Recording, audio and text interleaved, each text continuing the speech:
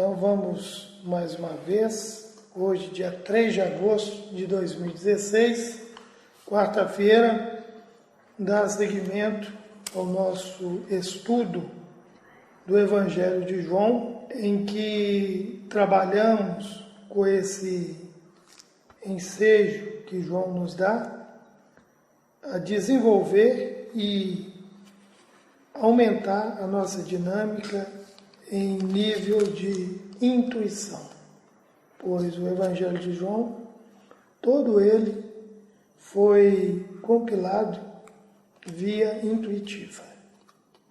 Hoje nós vamos estamos no capítulo 1 ainda, paramos no versículo 35, em que eu vou pedir Wagner para ler para a gente comentar de 35 a 36, para a gente parar e comentar. Tá ok. Então, no Evangelho de segundo João, no versículo 35, nos reporta os primeiros apóstolos de Jesus. Esse é o título. No dia seguinte, João estava outra vez ali, e dois dos seus discípulos. No 36 fala, e vendo passar a Jesus, disse, eis aqui o Cordeiro de Deus. Vamos fazer um comentário aqui? Isso. Eis aqui o Cordeiro de Deus. Bem, até hoje a humanidade, por pobreza de vocábulos, de conhecimento, nós ainda não temos a linguagem direta do entendimento. Então, desde esses mais de 2000 anos, os ensinamentos que Jesus passou via intuitiva, via oral, histórica para os apóstolos e para os discípulos, ele, como todo mestre, como todo ensinador, ele via dificuldade nossa de entender metodologias que hoje, para nós, com o advento da ciência em alta, filosofia em alta, é isso? A religião não mais sendo a inquisidora dos nossos conhecimentos. Então, é uma analogia com o que João fala, eis aqui o Cordeiro de Deus. O que é uma analogia? Por exemplo, se eu estiver lá no Ártico, numa tribo de Esquimó, batendo um papo com ele, e de repente eu falo com ele que eu estou, me dá vontade de comer uma maçã, ele vai e fala, o que é maçã?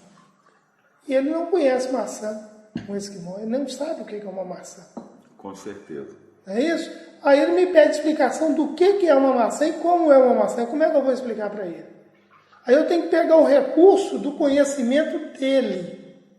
Aí eu vou e falo, sabe quando você mata a foca para você comer? Sabe o coração dela? A maçã parece com o coração da foca. Então o Cordeiro de Deus aqui é algo que os discípulos de João procuram saber quem é esse, Aí, pela dimensão, pela grandeza da representação de Jesus, sendo representante do Messias aqui na Terra, ele traz o Cordeiro de Deus, porque era o recurso das antigas que ele tinha, onde nos cultos sagrados os sacerdotes tinham o costume, para aliviar a tensão da coletividade daquele povo que eles regiam, o cordeiro era sacrificado no altar para lavar os pecados com o sangue que era derramado no altar. E o bode, o chamado bode expiatório, era solto no deserto vivo e era mandado embora no deserto para levar os nossos pecados. Então eram formas simbólicas que os sacerdotes tinham para ajudar, entre aspas, espiritualmente para eles, que para nós hoje, nós sabemos que, pleno século XXI, estamos longe de nos espiritualizarmos, porque para espiritualizarmos nós temos que ser senhor do perispírito. E o perispírito é algo que nós não conhecemos ainda na sua íntegra. Então o Cordeiro de Deus é um símbolo para dimensionar a representação da vinda de Jesus com o Evangelho para nos ajudar a sair desse buraco que nós estamos hoje. Então é uma analogia feita por João Batista para que eles pudessem chegar perto de um entendimento do que representava Jesus na sua missão aqui. E o João como precursor. João e Jesus eram dois que um tinha compromisso com o outro. Porque muito tempo atrás, ele como Elias foi o cavalo, né, que carregava as ideias de Jesus como Jeová, ou o Deus que era a aproximação que um ser acima deles ali, né, os efeitos físicos que faziam, eram para eles um Deus. Uma entidade que faz um efeito físico, de um cajado virar cobra, de uma rocha brotar água, de uma sarça pegar fogo, não é isso? Isso era feito de um Deus. E nós sabemos hoje, com a ajuda de Kardec, né, com o estudo do Espiritismo, na hierarquia dos espíritos, que para nós é a hierarquia das entidades perispirituais, em suas elevações, que a classe de batedores de espírito de efeito físico eram esses aí, que hoje fazem, coordenam os efeitos físicos naturais da natureza que nós conhecemos aí, como vendavais, tsunami, maré alta, baixa, tudo isso é governado pelas entidades superiores que comandam as inferiores que a obedecem, como está lá na questão 540 do livro dos Espíritos, onde o ignorante atende à ordem do seu superior, mas futuramente ele toma o lugar e ele um dia vai estar comandando. Isso é um processo natural de saturamento que faz parte da nossa volta, sair da involução para a evolução. Pietro Barros. Isso, Pietro Barros, muito bem lembrado. Então aqui, eis aqui o Cordeiro de Deus.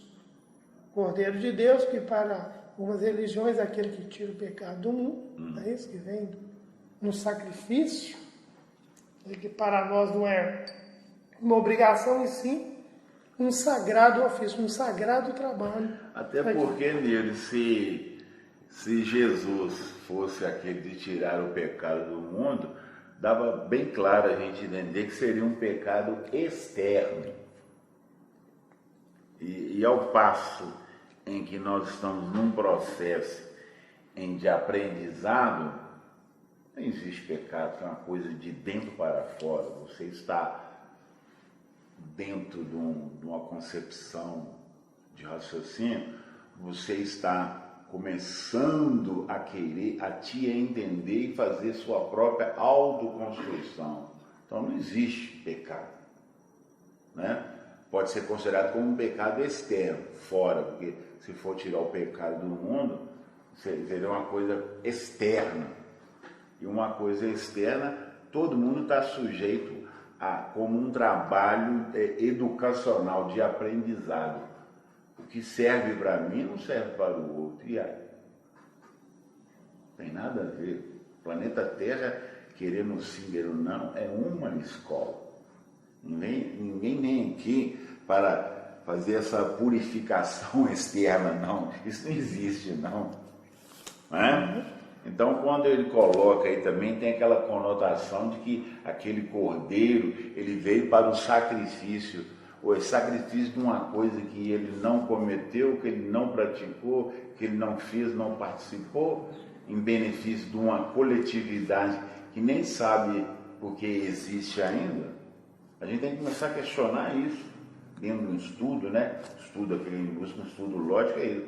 Eu vou, tipo assim, eu vou pagar uma conta que eu não fiz, não pratiquei, não busquei, eu tenho que pagar essa conta em nome do coletivo que nem sabe também que existe essa conta para pagar, ou se sabe como um parâmetro de informação de fora para dentro, mas ele não tem ainda aquele parâmetro consciencial que é de dentro para fora.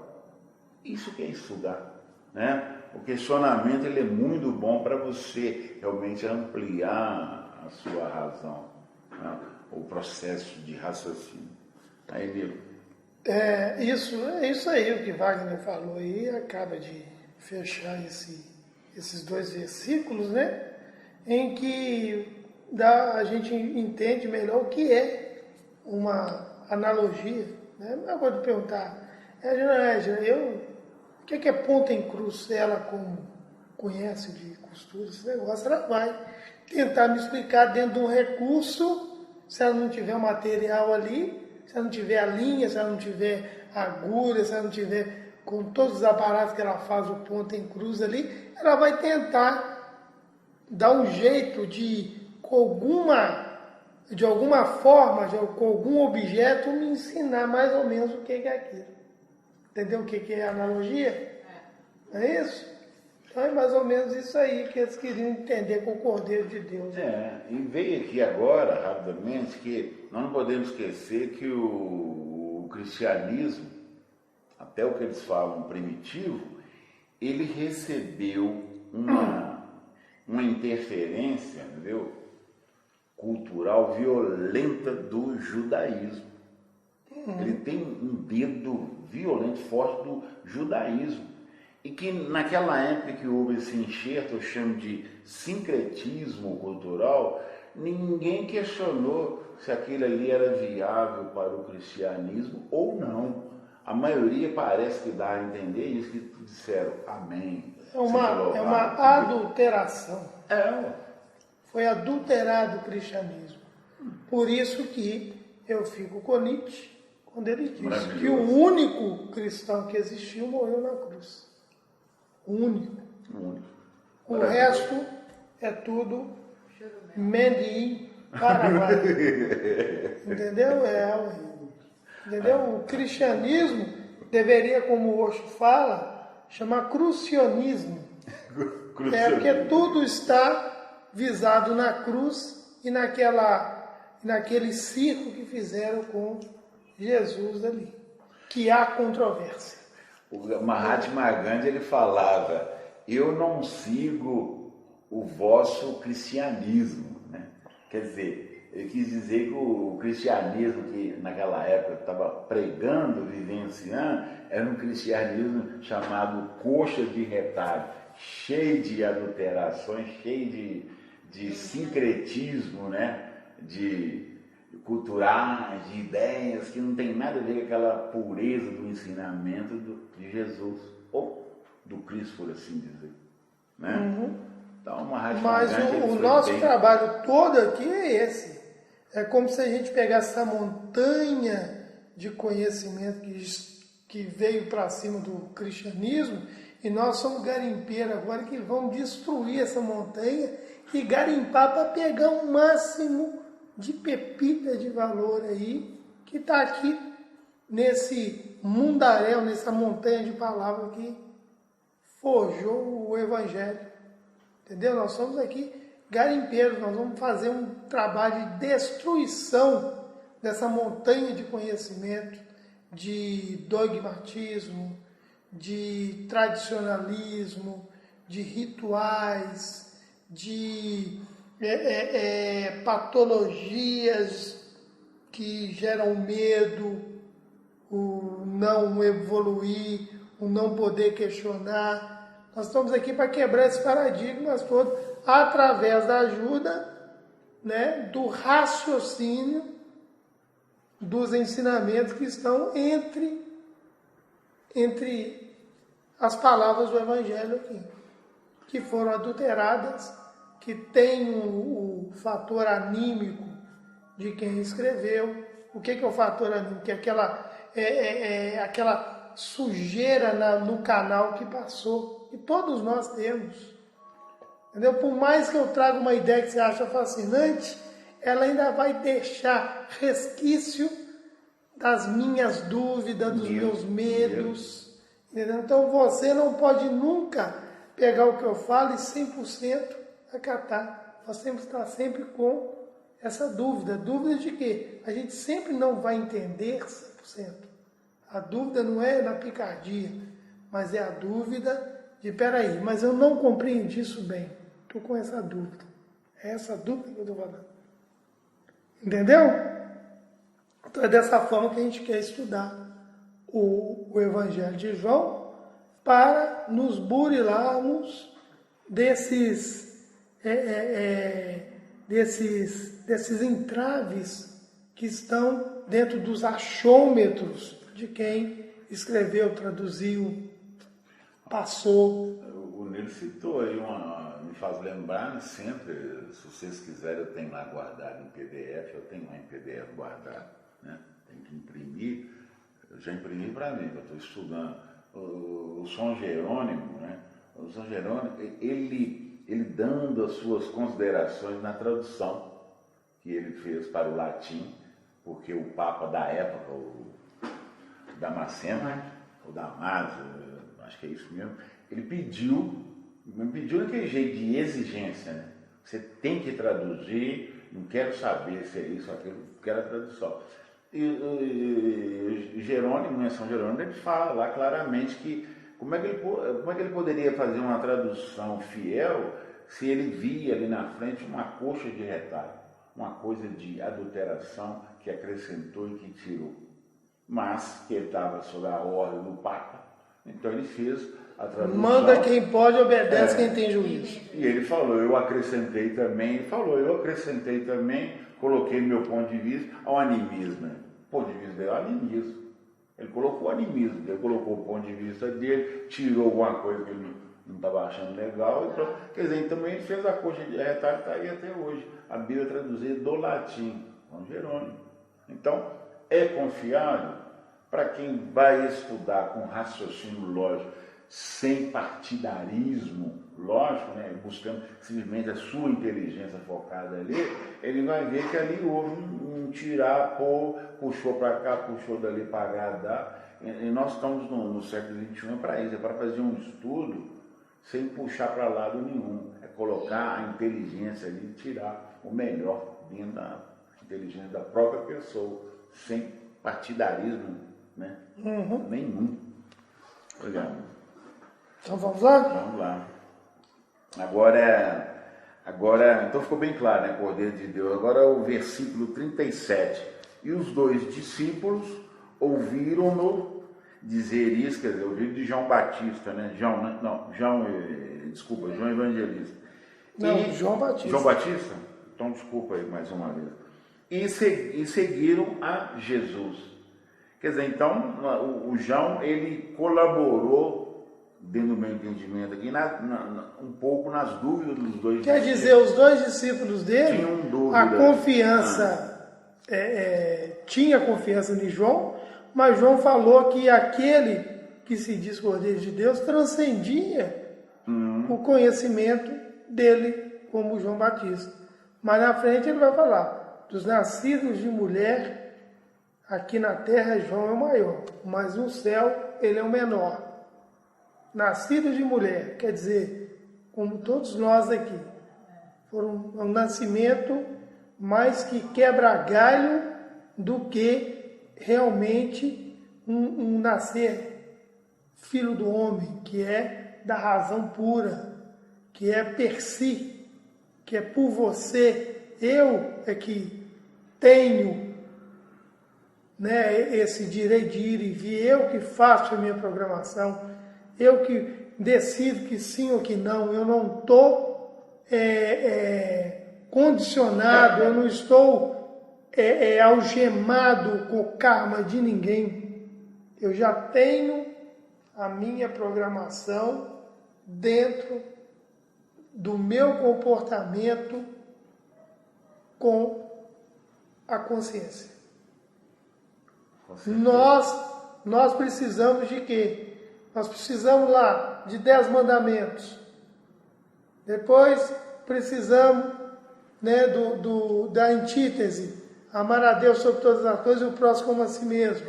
Jesus veio. Depois vem Kardec com a síntese, né? Com a síntese das 10 leis morais. Correto? Depois que a gente está nessas 10 leis morais, a gente vai, peraí. Ela nada mais são do que cabreços ainda que eu preciso, porque eu ainda não sou o dono de mim mesmo. Então eu ainda preciso de regras, eu preciso de condicionamentos para mim não atropelar o outro. Externo. Certo? Externo. Aí a partir do momento que eu conscientizo disso, lei de adoração de obsoleto. Coisa externa. Coisa externa. Certo? Lei de sociedade Coisa externa. é consequência. Consequência e externa. Lei de trabalho é uma luva. Também Entendeu? É uma consequência natural, mas externa. Progresso. Minha denúncia de que não estou pronto ainda. Ainda. Se eu estou sobre a lei de progresso. A cutucação É isso? interna. Dentro pra fora. Liberdade. Paradoxo, mostrando que eu não tenho nenhuma. Nenhuma. Por problema de mim mesmo. Eu sou escravo de mim mesmo. E o pior, a coisa mais grave é daqueles atavismos culturais que foram colocados na minha cabeça e eu aceitei. Então entro naquele conflito que eu não consigo sair desse conflito. Então, qual a liberdade que eu tenho? Nenhuma, eu sou prisioneiro de mim mesmo. De mim mesmo. Quando eu acabo de quebrar um paradigma, eu estou criando outro. Eu estou dentro uma coisa, parece uma coisa. Eu estou enfeitiçado. Aquele filme, né? Que o cara acordava, vivenciava mesmo dia e tudo, e ele ia tentando, feitiço do tempo, não é isso? E ele ia tentando, aquela coisa assim que mostra que eu preciso ser saturado para mim despertar. Entendeu? E aí até chegar na questão da lei do amor, né? Que seria, quando eu chegar realmente a amar, aí sim, aí eu vou expurgar, toda a lei humana, toda a lei natural será excremento para mim. Não terá mais necessidade. Mas ainda eu preciso de passar de um mestre para o outro. Aqui o caso aqui, ó, passa de João para Jesus. Não é isso? Mas o João, correto? Ele, no esforço dele, dentro do primitivismo que ele vivia e viveu e estava vivendo, ele já vem igual uma cobra, só mudando de pele, para no final entregar o resto que é a cabeça da bandeja de prata para Salomé, que é para acabar de arrematar e continuar o trabalho no astral ou plano perispiritual. Quando vem lá, né, como entidade, como espírito, não como espírito, como entidade, com pseudônimo lá no livro dos Espíritos, Espírito de Verdade. Jesus já passou o bastão para ele, a capa de vampiro, agora você fica aí, filho. Agora é com você. E é confundido com muitos, taxado por muitos ali, Espírito de Verdade, como se fosse Jesus. E para mim, Nilo, é João Batista. Correto? Não querendo contradizer ninguém, mas a única pessoa que pode me contradizer é João Batista, materializar aqui e falar comigo. Até porque a colocação que o Nilo fala, ela tem uma lógica que Jesus, pelo período pequeno que ele passou pela Terra, em momento algum da história dos historiadores, foi falado assim, ó, Jesus escreveu isso.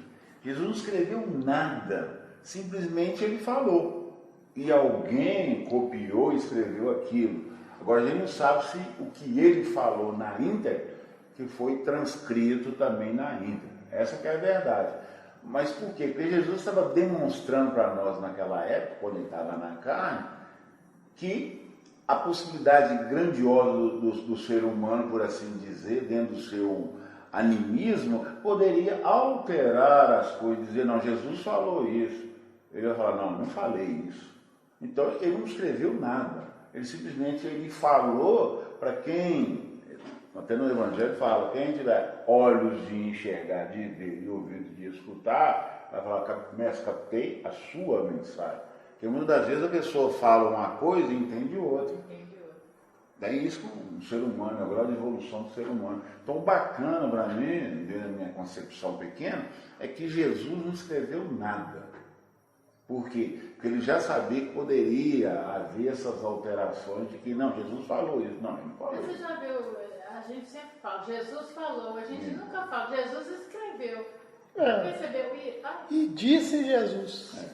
Disse, E falou também, Jesus. Falou Jesus. Jesus disse assim. A gente sempre fala nesse termo, nunca que eu falo, Jesus escreveu isso. E eu vejo também que a grandiosidade de Jesus em dizer para nós, eu vim à Terra não para querer que coloca lá, ó, Jesus escreveu isso, é eu que escrevi, eu fiz, é eu que sou dono disso, é eu que falo, não. Ele nos dizer o seguinte, qualquer procedimento maravilhoso que sirva para alguém de exemplo, não precisa colocar seu nome, não. Nome é coisa muito superficial, não representa nada. Porque a gente sabe que a própria entidade não tem nome. A entidade tem nome? Por isso que a gente tem que dar um crédito maior para Pietro Baldi, porque o nome que se dá lá, quem inspira ele, é a sua voz, né? Não dá nome. Ah, que bacana, né? É isso aí. Ele é inspirado, segundo ele, pela sua voz, que era a inspiração, a intuição que ele isso, olha que captava, coisa bacana, né? Aquele jeito, era aquela clássico, uma entidade bem na dela, bem sorrateira, que passava para ele. Até um fato assim, que podia ser mais comprometedor, né? Quando foi perguntado, ele era o rei, e ele falou, tu disse. Olha que bonito. Não é? E quando perguntou para ele o que é a verdade, ele calou-se. A gente vai lá no taoísmo, né? Que explica que a verdade, uma vez dita, se torna mentira. É isso?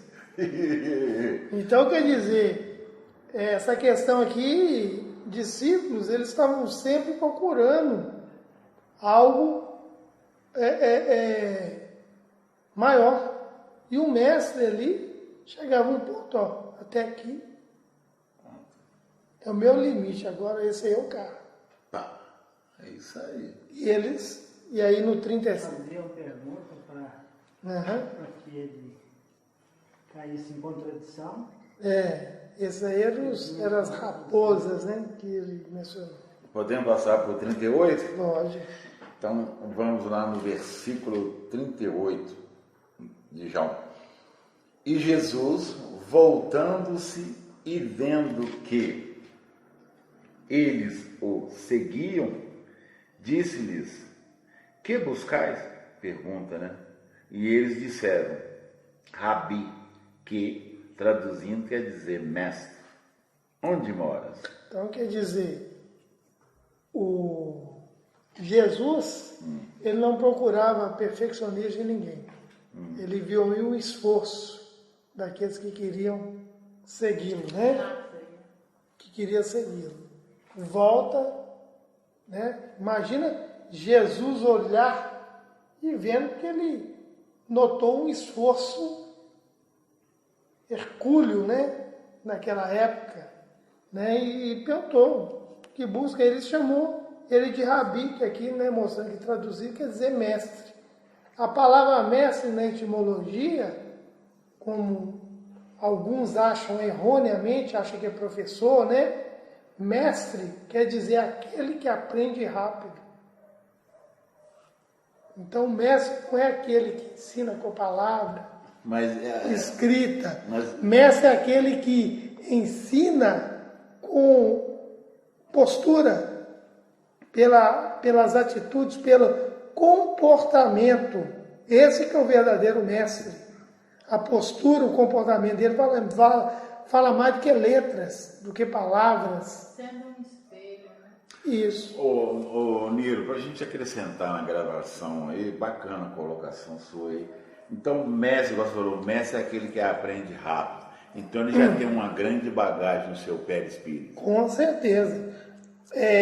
Platão, lá no livro A República, não solta aquela premissa fantástica que até Miranda gosta de falar ela. Aqui na Terra não se aprende nada, mas se reaprende tudo. Maravilha. Aí você faz um contexto com a questão 959 do Livro dos Espíritos, que é questionado, né? Kardec questiona as entidades superiores lá daquela época, né? De onde tem o homem o conhecimento da vida futura, ele? Antes de encarnar, na sua primeira encarnação, certo? A alma ali tem tudo registrado. Tudo registrado. Então aí é mais um resquício, mais uma amostra para a gente que houve o quê? Uma contração da consciência, que é o campo de todo o nosso saber. A nossa consciência, ela foi contraída, segundo a parábola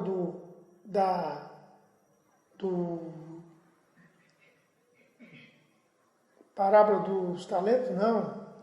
A parábola do filho pródigo, quando ele pede a parte da herança e vem para a terra longínquas e gasta tudo e cai naquela pobreza, aquilo ali representa toda a contração da nossa da nossa riqueza maior, que é o conhecimento universal. Vós sois Deus, Jesus não diz isso? E as obras que faz poderão fazer ainda maior? Sim. Quer dizer, porque nós estamos o quê? Voltando na evolução. Evolução de quê? De homem das cavernas para homo sapiens? Não. A única coisa que evolui e que molda, né, e que vai chegar a um ponto que a evolução vai ser tanta que essa morfologia humana, humanoide, vai sumir, porque ela não vai suportar a expansão que é a mente. A expansão que é a mente, que atende o quê? A verdadeira fonte, que é a consciência. E a consciência, ela é o todo do quê? Da essência, que é o que realmente somos, espíritos em essência, que fomos contraídos em consciência. Mas não está lá em Mateus 26, 41? Portanto, orai e vigiai, pois o espírito está pronto, mas a carne é fraca. O espírito, a essência, está só esperando. O Pai está só esperando a nossa volta, a nossa conscientização. Entendeu? Então, quer dizer, é nesse sentido que Wagner trouxe aí que o mestre é aquele que aprende rápido. Aprende rápido é o quê? Ele está numa condição de consciência muito maior do que aqueles medianos que estão ali boquiaberto, tentando aquele fenômeno da psicologia, a projeção, quer dizer, Wagner sabe muito, ele é meu mestre agora, ele é meu guru, ele é meu guia, e tá bom. Tudo que ele disser amém, e eu não preciso fazer mais nada. Isso é uma projeção. Eu estou julgando toda a minha responsabilidade nele. E se ele for um verdadeiro mestre, ele vai fazer igual Tilopa, igual Jesus, igual Buda fazia. Ele punha a pessoa para raciocinar. Tilopa, para mim, foi um dos maiores mestres que aqui na Terra pisou. Seguindo a linha do Tantra, ele, ao contrário dos mestres, né, que ficavam rodeados de discípulos, ele fazia questão de dificultar. Tanto que quem quisesse pegar os ensinamentos dele tinha que escalar as cavernas do Himalaia. E teve um indivíduo que se aventurou, não, vou procurar a fonte do conhecimento desse homem. E subiu, procurou, com muito custo, chegou numa caverna muito isolada lá no Himalaia. Quando chegou na hora do almoço, Tilopa estava ele e só um cachorro, ele tinha a companhia de um cachorro.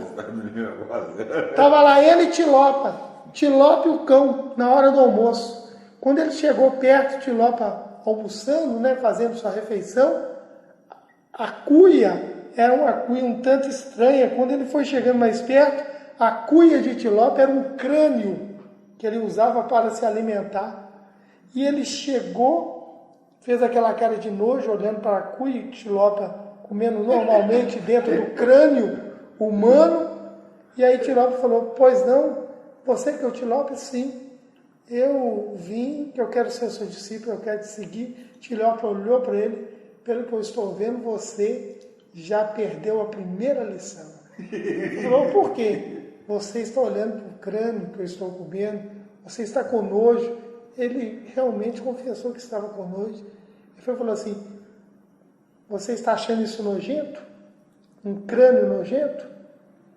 O dono desse aqui não existe mais, já não está mais aqui.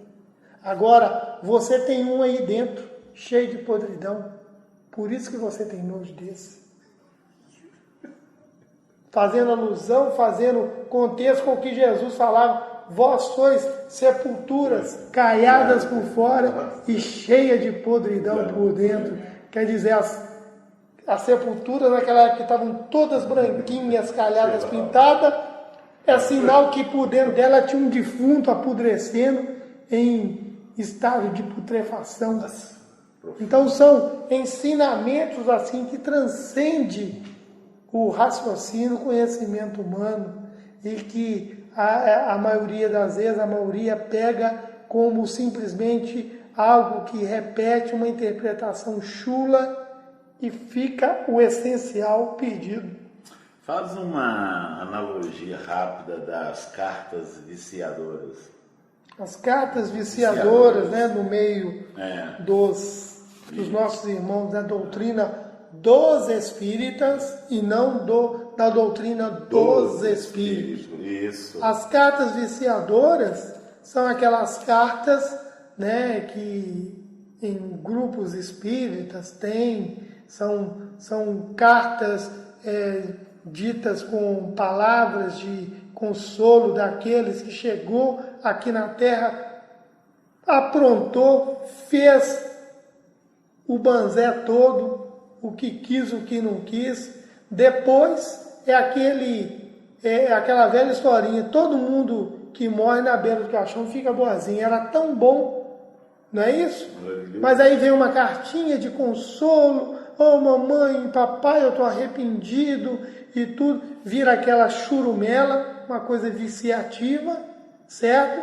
Em que perde-se um tempo precioso, certo? Para estar estudando, se esclarecendo realmente que aquela criatura ali, certo? Como se Deus errou e aquele médium ali com uma receita piegas vai passar algumas folhas de papel um consolo. Aquilo não vai ser um consolo nada. Aquilo é uma ludibriação para quem não quer estudar, para quem não quer aprender. Mas são pessoas ainda necessitadas dessa... Fala que você falou, ludibriar. São pessoas que ainda precisam disso. São pessoas que... Como você falou, tem que estudar. São pessoas que estão na ignorância ainda. Ignorância é no sentido de ignorar aquilo que nós estamos conhecendo aqui. Que está mais na frente, nós vamos ver, né? João 8,32. O que está em João 8,32? E conhecereis a verdade, e a verdade vos libertará. Mas quem que está disposto a encarar a verdade? Né? Que acha que sempre o filho, né, foi cedo que virou anjinho. Foi cedo porque é um irresponsável. Não é porque virou anjinho, não. Foi um inconsequente, entendeu? Que mal baratou ali e eu fico aqui penando mendigando uma carta consoladora num grupo espírita que simplesmente está querendo ficar de bem com o público que vai lá para manter uma pseudo-aparência, um número assim enorme de seguidores que não vai acrescentar em nada e que estão fechados num circuito fechado, numa obsessão coletiva que não come o capim nem deixa o gado comer. O famoso cão na estrebaria. Não come o capim e nem deixa o gado comer. É o que está acontecendo na maioria das casas espíritas, que não querem estudar, não querem seguir em frente, não querem conhecer a verdade nua e crua, porque ela impacta, ela vai mexer lá na sua ferida e você não quer. Você não quer que mexa na ferida. E você não quer que mexa nessa ferida. Entendeu? Chegar como que eu queria ver um médium aí, né? Escrever uma carta lá, né? De uma entidade que vai lá, certo? E ela ser verdadeira, fala tudo tintim por tintim que ela está sentindo ainda ali, ó. Entregar na mão daquele familiar. Nunca mais ele volta no centro. Nunca mais. Nunca mais ele põe o pé ali. Ainda fala assim, não gostei. Ué, por quê? Porque ele quer ouvir a água com açúcar. Ué. Igual muitos casos, quando eu estava no meio da doutrina dos espíritas, que eles me barraram, falaram, você tá doido, não fala isso não, que nunca mais fulano põe o pé aqui. Falar que o filho está naquele estado esquizofrênico por causa do pai que desencarnou e com ciúme da mãe levou para casa umas entidades para dar cabo no outro que estava com ciúme do novo marido da mulher e chegou lá, pegou o filho que, entre aspas, tinha uma mediunidade aflorada. A mediunidade dele aflorada nada mais é do que o quê? A denúncia de que ele era um ser completamente endividado. E aí aquelas entidades que era para espantar o marido, frechou em cima do filho. E o filho foi e acabou chegando ao ponto até de querer suicidar. Chegou a tentar suicídio. Como é que você passa isso para uma família? O certo seria passar ipsis literis isso, mas eles não deixam. Hoje em dia não. Aí passa água com açúcar, não resolve. Entendeu? A questão. Conhecereis a verdade? Não querem. Hoje Falar, em dia pô. os médicos não falam, você tem isso. Beleza. Aí direto ao assunto. Se você não parar de fumar, vai acontecer isso. Se você Direto ao assunto. Isso, entendeu? Direto ao assunto. Então, quer dizer, o que tem muito nas religiões e a doutrina dos espíritas, a doutrina dos espíritas quer ser uma religião que não existe, entendeu? Não existe de modelo, mas não existe modelo. não existe religião no espiritismo, eles insistem em ter uma religião, porque Kardec é questionado com aquele padre lá no que é o espiritismo. O que é o espiritismo? É uma filosofia com base científica e consequência ético-moral. Não tem nada de religião. Nada de religião. Religião é a coisa mais primitiva que o homem tenta cultuar e tentar. Religião é a maior fonte, é como se fosse uma hidrelétrica do Iguaçu em nível de energia para manter um umbral. É a maior fonte de energia para manter as zonas umbralinas, que ali são todos, em qualquer religião, ludibriados, entendeu? Para reter os prazeres básicos humanos, para guardar energia quando você dormir lá, os vampiros virem e pegar sua bateria, que é seu corpo, enquanto você está afastado. Quando você acorda aqui mulambo, quebrado. De quê? Porque você foi traumatizado, condicionado de que sexo é pecado, de que você não pode ser você mesmo. Você não pode questionar. Não pode questionar. Não pode então você estudar, se fecha. É a semente quando cai no meio dos espinhos lá da parábola do semeador. Os espinhos crescem e te abafam, e você, com aquele parco conhecimento que eles te passam, básico, você não pode ir além. Você tem que ficar só com as coisas que te retém naquela doutrina. Mais do que aquilo, você é doido, física quântica, isso aí é coisa de louco, é coisa doido. Não, que não sei o que é lá. Quer dizer, cadê a evolução? Sem ver uma física quântica. Hoje fazer um paralelo com o estudo desse que nós estamos fazendo aqui. Se Jesus não tinha recurso para falar de física quântica, agora que nós estamos entendendo Jesus, graças à física quântica, recurso, que alguns cientistas estão dando o braço a torcer. A partícula de Higgs não foi descoberta, mas quando ela descobrir, aí nós vamos chegar no ponto final da física quântica. Partícula de Higgs descoberta. E aí? Ela que dá massa a todas as partículas para isso aqui ser palpável, isso aqui ser concreto. Mas a grande pergunta que não quer calar agora, de que é feita a partícula? Entendeu? E aí? Agora, de que é feita a partícula de Higgs? Chegou o que é final? Deus? Que é Deus, tá? Inteligência suprema, causa primária de todas as coisas. Mas e aí? E antes? Tinha alguma coisa? Partícula de Higgs abre mais esses questionamentos. Ela foi antes teorizada matematicamente por Peter Higgs, cientista escocês. Na física quântica, primeiro ela vem na matemática, depois ela é provada fisicamente com o rastro que ela deixa. A mesma coisa, tem um leão naquela mata ali, mas como é que você sabe? Eu não vi, você nunca viu? Uma pata dele aqui, tá vendo? Rastro. O rastro. As partículas quânticas são provadas dessa forma. Rastro. Os rastros que elas deixam. E agora, eles falam que a partícula dele chegou ao ponto final? Eles falam isso? E aí? De que a partícula de Higgs é feita? A chamada dedo de Deus, ou DNA de Deus. E agora? De que é feito o DNA de Deus?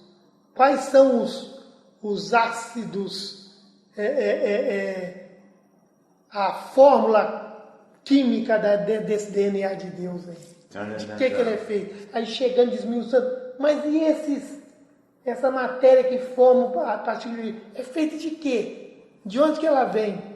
Então, ao infinito o nosso conhecimento. Não é simplesmente chegar lá, eu sou o Papa e está amaldiçoado isso, abençoado aquilo. Um líder religioso, ser consagrado líder religioso, depois de 15 dias dele ser empossado como um líder religioso, abrir a janela do templo dele e abençoar 15 Ferrari. Cara, estudar teologia para abençoar 15 Ferrari, primeira missão de um líder religioso? Tem alguma coisa errada nisso aí, gravíssimo. E arrastar multidões, aquela multidão ali sendo arrastada, aquilo ali o que é? As cataratas da ignorância do Iguaçu, gerando energia para a zona umbralina, para eles fazerem as orgias no concreto e no abstrato. O hedonismo aí corre solto, busca só do prazer, de tudo. E tem que ter coragem para falar isso que nós estamos falando aqui. Porque não tem ninguém fisicamente escutando, a não ser nós aqui não, mas a multidão que nos cerca aqui é colossal. E a maioria não está satisfeita. Isso aí vai para a rede, isso aí vai para Mas não está satisfeito com o que nós estamos falando aqui não, porque incomoda. Se incomoda porque tem alguma coisa. Né? Porque quando não incomoda, tá coisa boa. E incomoda eles. Que é menos um. E eles são orgulhosos. Eles querem tudo para eles. Querem tudo. É o que eu... Mesmo sabendo que não vai levar nada, mesmo sabendo que não vai levar nada, né? Mesmo sabendo que não vai Não vai levar. levar nada. Esquece. É igual eu sempre falo. Se eu for pro inferno, eu vou com minhas próprias pernas. Não preciso de sua, da dele, da de ninguém. Não vou com as minhas mesmo. E consciente. Consciente. Entendeu? Eu vou chegar num grau, vou dar trabalho. Eu não vou ser trabalho para eles, não. Vou dar trabalho. É diferente. Vou dar trabalho para eles. Eu vou questionar tudo. Questionar tudo mesmo. Porque falar, vou te destruir tudo. Não, meu filho, você não sabe o favor que você vai fazer para mim. Nossa, isso aqui é livre, eu estou procurando isso mesmo. Existe mesmo? Destruição total mesmo? Ah, então, meu filho, é isso que eu quero. Vou impactar mesmo. É isso mesmo que eu quero. Manda a lenha. Agora, se não destruir, você vai ver comigo. Vou virar encosto seu. Entendeu? Então, quer dizer, mestre é aquele que aprende rápido. É aquele que não precisa viver sob o cabreço do outro. Já tem bagagem adquirida, hein? Aquela bagagem, igual eu estava falando esses dias, já existiu, ainda existe hoje, né? Dentro da nossa sociedade, o famoso trem da alegria. É você pega um cargo, alguma coisa maravilhosa, sem fazer nenhum tipo de esforço e sem nenhum tipo de conhecimento, você pega esse trenzinho. Os benefícios, você pega esses benefícios, sem merecimento, sem mérito, você pega os benefícios. Você está no trenzinho, né? O vagão dá um colado no outro, você vai também ali e pronto. Mestre, Rabi, Buda, é a mesma coisa. Seja a sua própria luz. Não ande sobre a sombra da luz do outro. Nós estamos andando sobre a sombra da luz do outro. Até quando isso? Até quando? A partir que o outro, né, acabar o orgulho dele, né, o fulano de tal depende de mim, tudo, a partir do momento que ele também vê que ele está num processo de auto-obsessão aí, com ele mesmo, quando ele cair em si também, o outro vai ficar na penumbra. Aí vai ter que se virar, aí verá pranto e ranger de dente. Porque um dia a casa cai. É o famoso PCC, né? Perdeu, casa caiu. E um dia chega. Vamos lá no versículo de João 39. E ele lhes disse: vinde e vede. Foram e viram onde morava e ficaram com ele aquele dia. E era já quase a hora 10ª. Voltando lá no 38, tem o finalzinho, onde moras? Ele questiona aqui, onde moras? Esse onde moras, pela pobreza do hebraico e do aramaico, tem um significado muito mais amplo do que o logradouro, que Jesus mora fisicamente. Onde moras quer dizer, onde a consciência de Jesus está. Ah, maravilhoso. Onde a minha mente está. Aonde está o seu tesouro, aí está o vosso coração.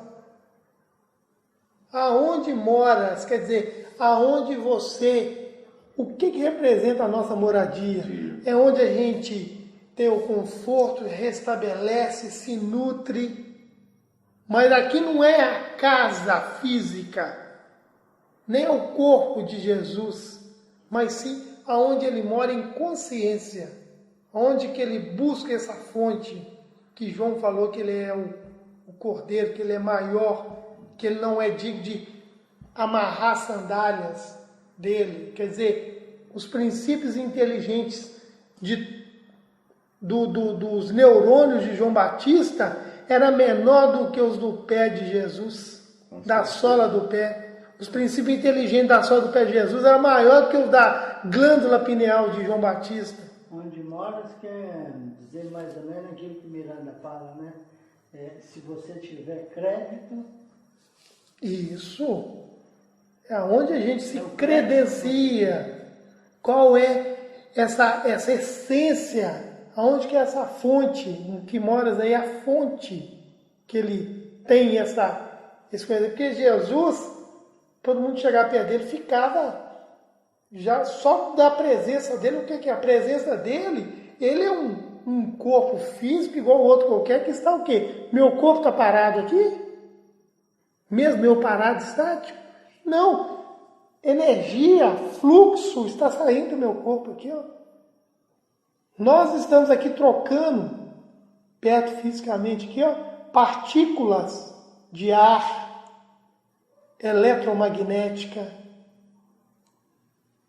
salto quântico de neutrinos estão aqui, ó, nos entrelaçando aqui, ó.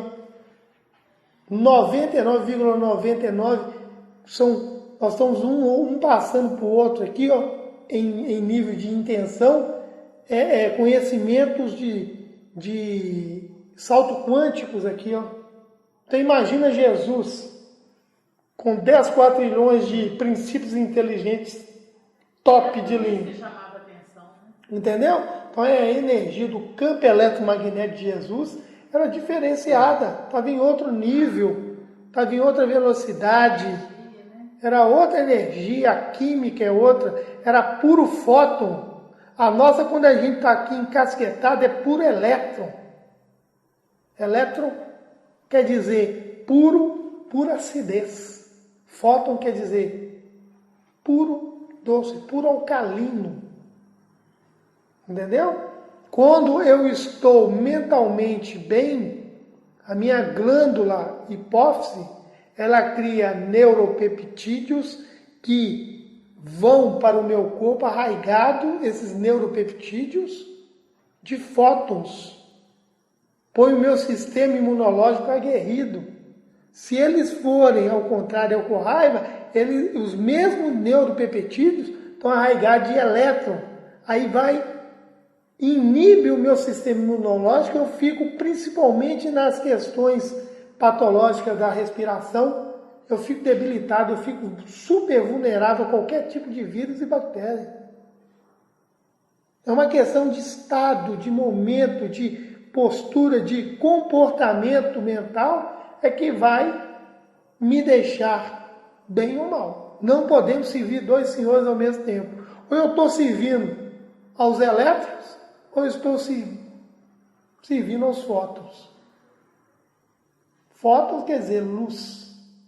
Tanto que o fóton, ele é uma das partículas intermediárias, e toda partícula intermediária na física quântica não tem o quê? A sua antipartícula. Só as partículas elementares e subatômicas. Um próton tem um antipróton. O elétron tem um antielétron, que é o pósitron. Agora o fóton não tem o antifóton. O fóton é a pureza, é aquilo inimitável, é o que vai dar a identificação da fonte que é o Espírito. Como o Zé Miranda fala, qual que é a identidade verdadeira do Espírito? A intensidade de luz. Não é isso? Isso. Certo? Então, quer dizer, a túnica nupcial que Jesus questiona lá na parábola do festim de bodas é o nosso perispírito já liberto do jugo da matéria. Eu já não preciso mais reencarnar. Eu encarno se eu quiser. Os 4 primeiros corpos, para mim, já não me prendem mais. Eles são meus subordinados. Eu estou do 5º para cima, que é o espiritual, o cósmico e o nirvânico, que me põe fora de tudo. Entendeu? Então os corpos, os 7 bases de corpos, quer dizer, nós temos que conscientizá-los. A partir do momento que eles são conscientizados, nós estamos invertendo o verdadeiro valor, que é o valor da essência do Espírito. Então, onde moras, ainda estamos aqui, ó. Onde moras já é o quê? Já é a conscientização. O que é a conscientização? Estar no controle do par da sua realidade. Isso que significa conscientização. Eu sou senhor de mim. Sendo dono da situação. Eu sou autossuficiente. Eu sou autorrealizador. Eu sou autoconsciente. Eu não preciso mais da orientação dos gurudongos. Guru do hindu quer dizer professor. Gurudongo quer dizer falso professor. Então, guru, se você chama alguém que te ensina de guru, você está chamando ele de professor, que está te ensinando. Agora, se ele for um gurudongo, ele está te ensinando o que convém para você continuar discípulo e escravo dele. Gurudongo, falso professor. E o que mais tem na Terra é falso professor. Certo? E ele aqui, onde moras? Eles questionam, onde moras? Quer dizer, a fonte dele, onde que é? Onde que é essa fonte? E aí, eles lhe dizem, vinde e vede. Foram e viram onde morava. E ficaram com ele aquele dia. E era já quase a hora 10ª. Esse versículo 39 aqui, o que está implícito aqui, foi um período que esses dois discípulos ficaram e Jesus passou ensinamentos para ele. Nós temos que pegar o versículo 39 e fazer um contexto com o versículo de João, o último versículo de João. Então, qual capítulo de João? 25, né? Quer ver? João, acho que é 25.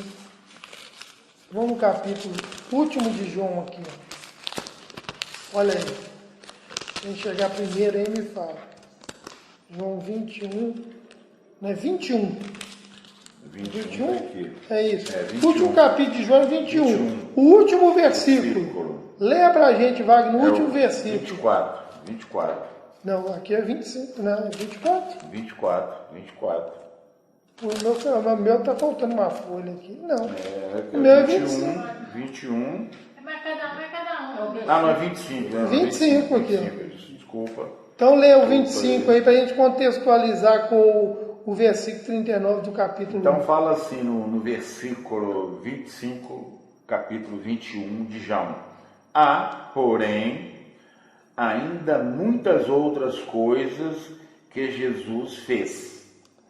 E se cada uma das quais fosse escrita, cuido que nem ainda o mundo todo poderia conter os livros que se escrevessem. Amém. Então, voltando ao 39.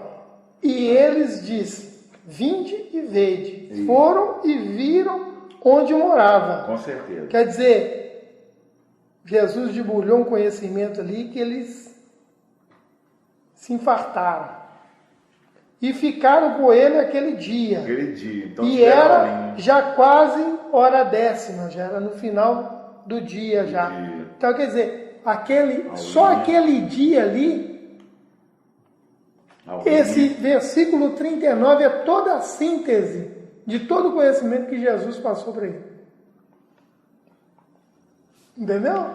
Com certeza. Então, olha só para você ver o 25. Todas as coisas que Jesus fez, não caberia no mundo livros escritos do que ele ensinou. Pra você ter ideia que só nesse dia o que Jesus ensinou para eles. Que não cabe aqui nesse versículo. Então aqui é uma síntese. Com certeza.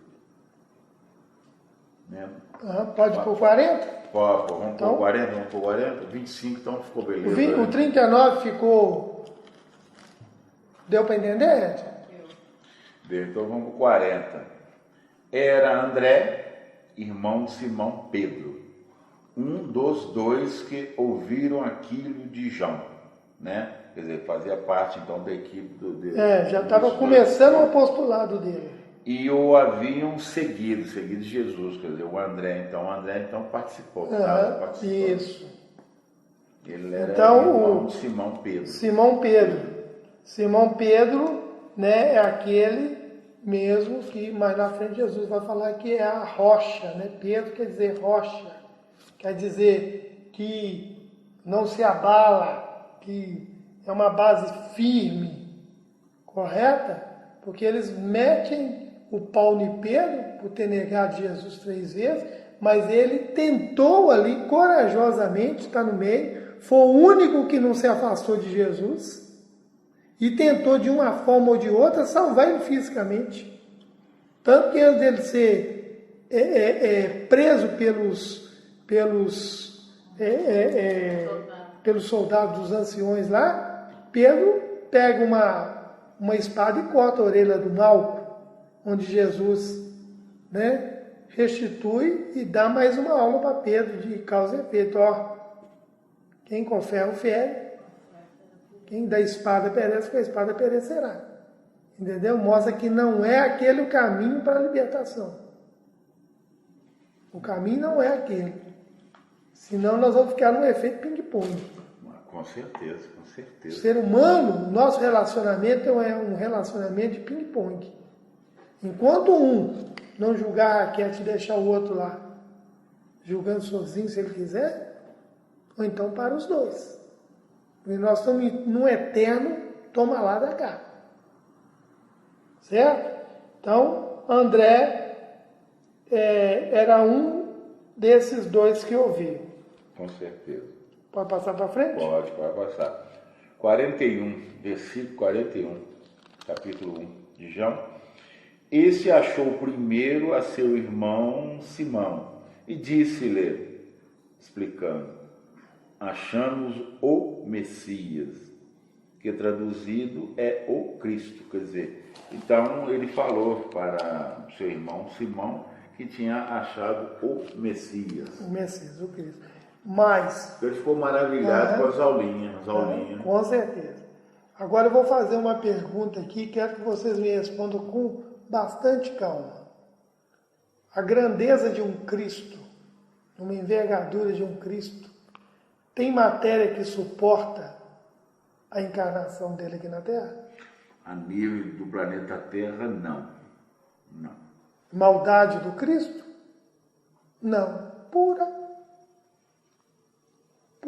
incompatibilidade. Não é isso? Se eu estou lá, tomada 220, o aparelho está indicando 110, mas eu vou por si mesmo. O que vai acontecer? Não vai aguentar. Vai entrar em culto, vai explodir. É o dobro. Então, quer dizer, Jesus, impressionante, em terra de cega, quem tem um olho é rei. Não é isso? Então, Jesus... Podemos colocar um coadjuvante também, falar que é, sendo que não é. E passa batido. Com certeza. Aí, Jesus vem, se eu, por exemplo, qualquer um de nós chegar numa tribo de aborígene lá, nós vamos ser considerados o quê? Nossa Senhora. Eles vão nos... Mas é o Cristo. Não, eles vão nos endeusar. Não é isso? Nós vamos ter que tomar banho direitinho, porque senão eles vão apelidar, igual os índios daqui apelidou os portugueses, né? Pele branca fedorenta. Eles não gostavam de tomar banho, os índios tomavam, né? E aí foi aí que eles passaram a tomar banho. De tanto bullying que os índios fizeram dele. Bullying. Foi os primeiros... Não, você sabe que o primeiro caso de bullying, por incrível que pareça, foi os índios que fizeram bullying com os portugueses. Chamaram eles de pele branca fedorenta, porque eles não gostavam de tomar banho. Então, quer dizer, Jesus, considerado como Messias, mas Jesus é um receptáculo, é um médium do verdadeiro Messias, que, de certa forma, os judeus estão certos que o Messias ainda não voltou para eles, e não voltou e nem vai voltar, viu? Porque não tem corpo aqui para suportar ele, não tem evolução, não tem homo sapiens aqui que aguente, entendeu? Pega uma entidade que reencarnou no corpo de Steve Hawking, por que ele é todo torto daquele jeito? Porque é uma entidade altamente evoluída, com uma velocidade muito maior, e o corpo físico vai indo, não entra, chega um certo período de desenvolvimento intelectual dele, que o corpo vai dando aquela esclerose, né, do amiotrófico, lateral do amiotrófico. Por quê? Porque não acompanha a velocidade dos átomos do perispírito.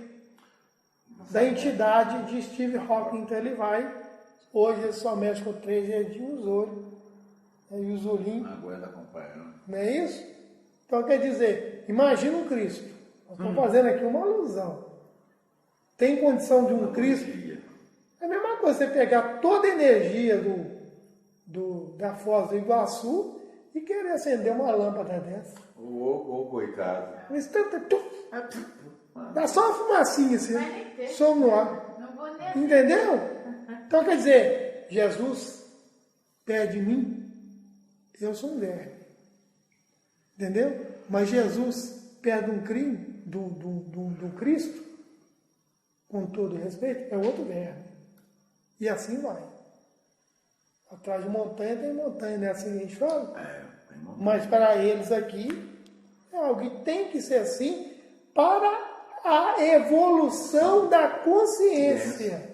Porque tem seus pouquinhos. É igual aquele balão. Você pega um compressor e enche um balão. Puf, estoura. Não, nós estamos tentando encher devagarzinho. Inflando. Até chegar ao limite máximo dele. Esse negócio não E é ele assustar, subir. é entender, compreender. Né? Você viu o tanto de analogia que a gente está fazendo por pobreza de conhecimento, de vocábulo que a gente tem? Para a gente entender o que é evolução da consciência, nós temos que pegar um balão que a gente conhece, né? E ver o máximo que ele pode encher, que é o ponto máximo que a gente chega do que é esse nosso saber. Aqui bonito, aqui no versículo 42. E levou, quer dizer, o irmão de Simão Pedro levou a Jesus. E olhando Jesus para ele, Simão Pedro, disse: Tu és Simão, filho de Jonas. De João? De Jonas, aqui está Jonas. Ué? Filho de Jonas. Tu és Simão, filho de Jonas. Tu serás chamado Cefas, que quer dizer Pedro. Ou pedra. Petra, ou Pietra. Pietra. Latim. Quer dizer, João traz uma característica bem aguçada daquilo que nós precisamos aqui na Terra, né, de ter. E a coisa mais... Uma base forte. E a coisa mais engraçada que, vamos falar assim num sentido geral, amplo, os teólogos daquela época, vamos falar os teólogos primitivos, interpretaram Pedro como ele seria, como é que se diz, a pedra angular da igreja, né? Sobre essa pedra eu edificarei a minha igreja, né? E cada um colocou o seu sentido interpretativo ali para justificar que a pedra angular seria ele. Tanto é que colocou ele como o primeiro, né? O primeiro, como dizer, pontapé da igreja. Se você for olhar o pé da letra, o que é igreja, na pobreza igreja quer dizer comunidade. Comunidade vem de comunismo. Jesus está pregando o comunismo. O comum. A gente não é esse comunismo distorcido de Karl Marx que teve aí, não. Porque o comunismo, Karl Marx foi outro mal compreendido, mal interpretado pelo quem tentou seguir e criou aí esses países socialistas e criaram esse caos existencial, essa confusão que aí não é nada de comunismo, nada de socialismo. O comunismo de Jesus não é dividir o que você tem, não. É dividir a oportunidade. Que é diferente. Significa comunhão. Oportunidade não é coisa, não. É comunhão. Não é coisa, não. É dividir a oportunidade. Você continua com seus bens, ninguém tem nada com isso, não. Viva com ele. Mas as oportunidades têm que ser divididas, tem que ser para todos. Para todo mundo. E o que recebe a oportunidade tem que estar conscientizado que ele tem que fazer por onde merecer. Aqui na Terra é meritocracia. Se você não fizer por merecer, compadre, vai chiar, vai sofrer, vai ver pranto e ranger de dente. Você tem que fazer. O que é fazer por merecer? Ser esforçado, não querer sugar o outro, não querer montar no outro, não querer atropelar o outro. Caridade não é dar, não. É não tirar. Passear, né? É não tomar. É não tomar. É não subtrair. Ué. Até o adultério que Jesus falou, eles acham até hoje que é o homem que trai a mulher que trai o homem, né? É questão de sentimento, é questão de sentimento, não é quando você olhar para uma mulher com mal, com más intenções, pode ser Edna ou pode ser eu, olhar para a mulher, olhar para o seu sentimento é a sua mulher. Se Edna olha para o seu sentimento com mau olhar, ela está o que? Adulterando ele. Mentalmente, você está fragilizado e ela está na pequenez dela, certo?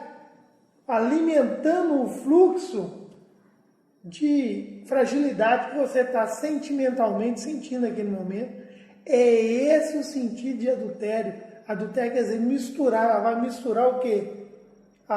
O pensamento dela com o pensamento seu, que está todos os dois apartados da razão, em desequilíbrio. Aí cria o famoso DR, discutir relação. Discutir relação. Se fosse realmente discutir relação, estava bom, não, mas discutir futilidade que os casais fazem hoje, que os amantes fazem hoje, discutir futilidade, não é discutir que ponto a gente pode ter mais relevância, se promover mais, não. Melhorar, aprimorar, não, futilidade. Futilidade.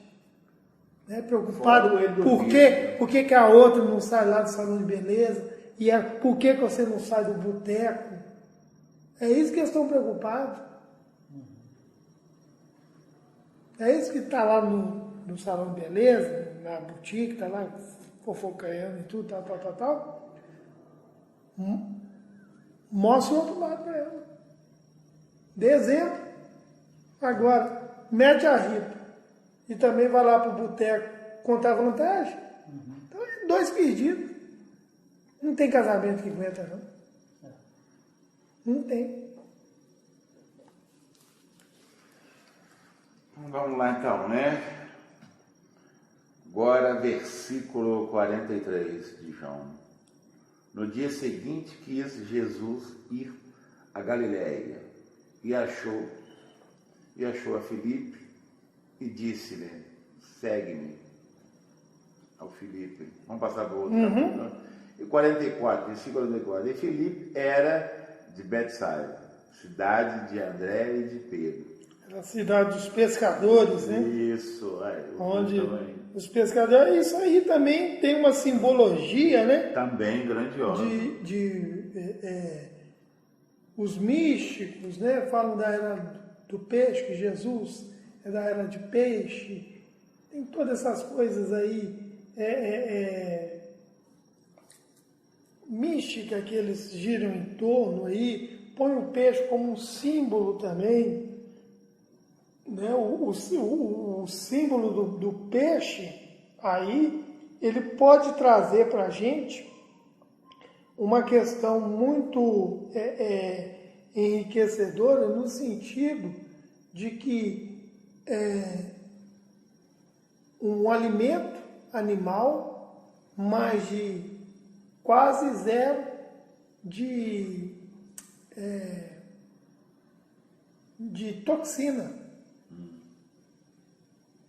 Uma carne rica em ômega 3, né? E não tem toxina, porque o peixe, quando ele morre, né?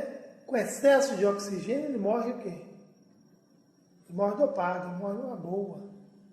Ele não vai entrar naquela agonia que um porco, que um boi está indo para o matador, aquela adrenalina, aquele cortisol que ele está jogando ali, vai virar o quê no meio da carne?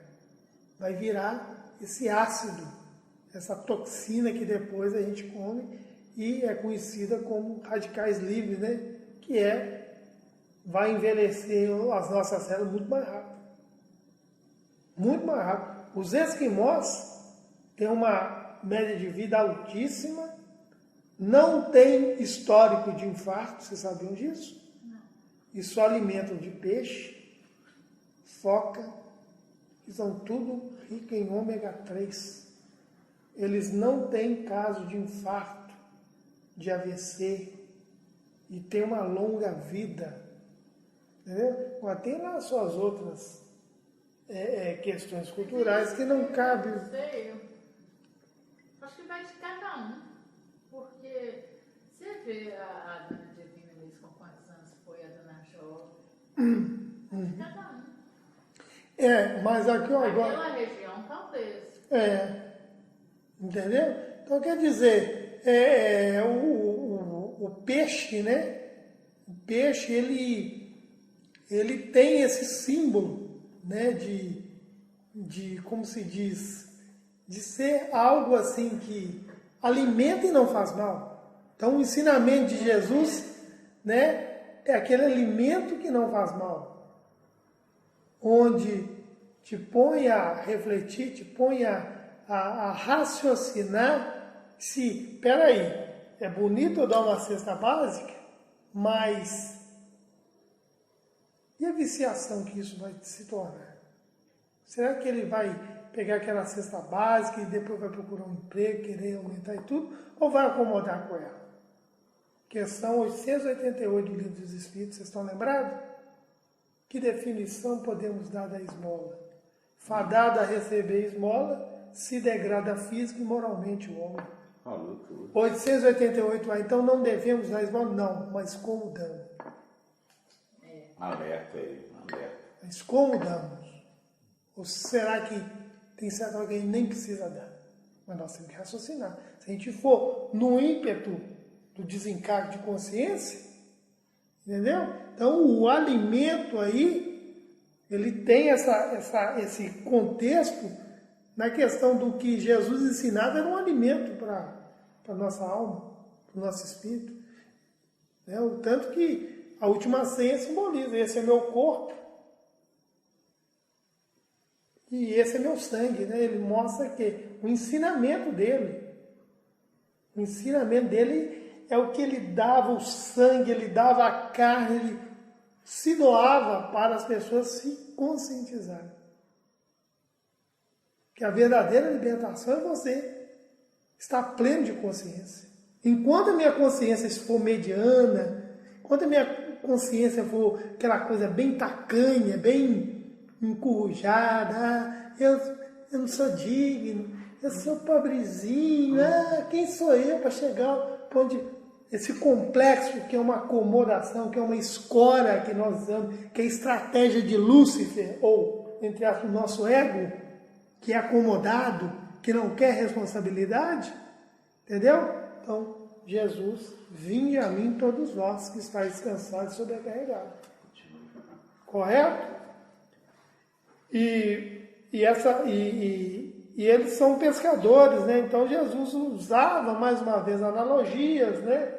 Do que eles tinham ali, material para trazer um ensinamento, para ensinar que verdadeiramente a gente está nessa busca, essa ansiedade, essa coisa que a gente, mas qual que é o sentido da vida? Que sentido que tem a vida? Amanhã depois eu estou morrendo, não é eu que estou morrendo, não, é o meu corpo que está cumprindo um período, é minha ampulheta que chegou no fim, pronto, agora eu vou partir para outra. Eu estou morrendo, nós estamos invertendo os valores. Não é eu que estou morrendo, não. É o meu corpo que está completando a estadia dele aqui na Terra. É diferente. Mas o que verdadeiramente somos não é Senhor na sua própria casa. Como diz Sigmund Freud, né? O que verdadeiramente somos não é Senhor na sua casa. Quer dizer, tem alguém na casa aqui que deveria ser um subordinado, um empregado, e está no comando, que nós conhecemos como ego. O nosso ego, ele quer ser o Senhor. ele quer ser o mandante, ele quer ser o rei, ele quer ser a majestade. E tantos aí como Buda, Cristo, Krishna, né, com suas metáforas, com seus ensinamentos, mostrou isso. O Bhagavad Gita de Krishna, né, mostra Arjuna e Krishna. Arjuna sendo ensinado por Krishna, porque Arjuna decidiu. O que Krishna representa no Bhagavad Gita? A essência, a consciência. O ego se curvando diante do eu sou. Jesus está lá. Eu sou o caminho, a verdade e a vida. Bonito. Mas se você for olhar, eu sou. Eu sou. O eu sou é o caminho, a verdade e a vida. Ninguém vem ao Pai senão por mim. O eu sou. Quando Moisés pergunta lá para aquela entidade que apareceu para ela: quem é você? Fala: sou o que sou. Já é uma consciência acima da de Moisés. Sou o que sou. Agora, eu estou morrendo? Eu vou morrer? Não, o meu corpo vai morrer. Nós temos que mudar o discurso. Eu não morro. Quem morre é o meu corpo. Meu corpo é o meu cavalo, é minha besta.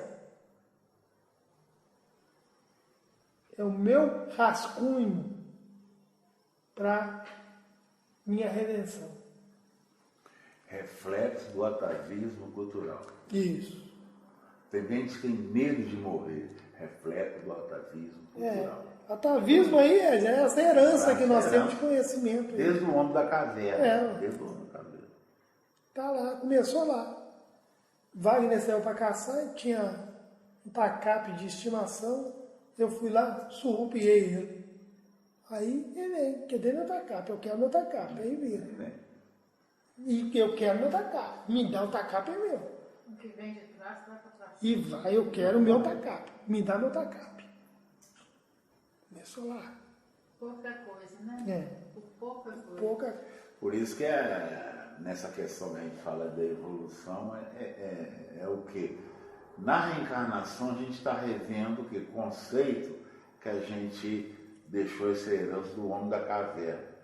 Para rever isso, nós temos que, não é abrir mão, é conscientizar disso, que já não nos pertence mais, a gente precisa seguir viagem. Para seguir viagem, nós temos que estar na engrenagem da encarnação. Coisas novas, colocar coisas novas, a gente poder seguir viagem.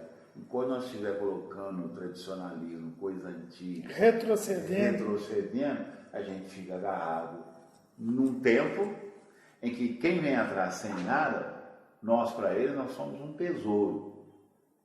Mas para nós não representa nada, é só couro. A gente tem que seguir viagem. Vamos lá? Então vamos seguir viagem. Agora o versículo 45 de João. Filipe achou Natanael e disse-lhe: havemos achado aquele de quem Moisés escreveu na lei e os profetas. Explicou: Jesus de Nazaré, filho de José. Todos os profetas antigos tinham essa intuição, né, da vinda do Messias para Messias, né, ungido, o Salvador. Jesus quer dizer Salvador, né? Salvador vem de sal. Sal é quando a carne está ruim mesmo, tem que pôr o sal para não perder. Para salvar. Então Jesus vem salvar mesmo, porque já a humanidade estava apodrecendo mesmo. Então ele é o salvador, o sal que salva. Aquela carne lá do açougueiro que já está nas últimas, a carne de sol de Montes Claros, essa é a melhor que tem. Não, o cara já estava lá nas últimas, ele mete um salzinho nela. Isso eu posso falar que eu já fui açougueiro, eu sei dessas artimanhas aí, né? Então é o sal, um Salvador. Agora, o Messias, o Cristo, o ungido, aquele que já não precisa reencarnar, nem encarnar, né? Principalmente reencarnar, nem está longe. Tá bom. Cristo, ele passa essas ideias para Jesus. E Jesus é o nosso intermediário mais próximo que a gente tem. É o Filho dileto, aquele que veio em sacrifício para nos salvar.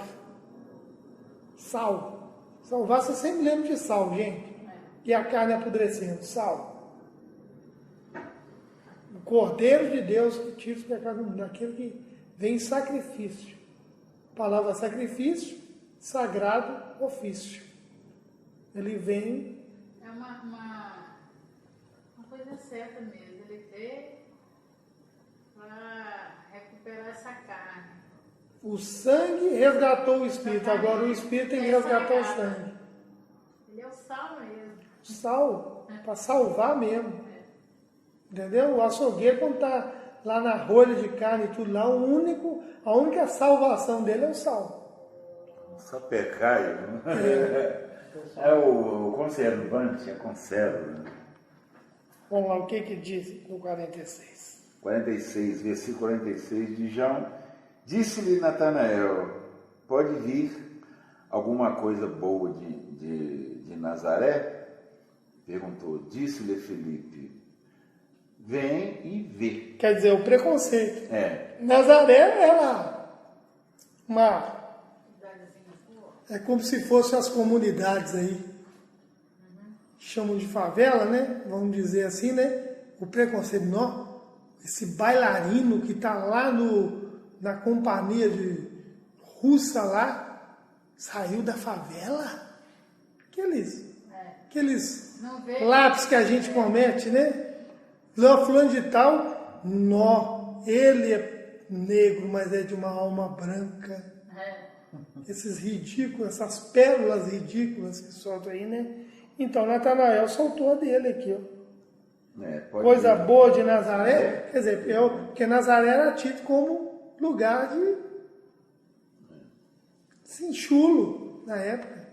Uma cidadezinha qualquer, sem expressão. E Filipe falou para ele, né? Vem e vê, né? Vendeu. Né?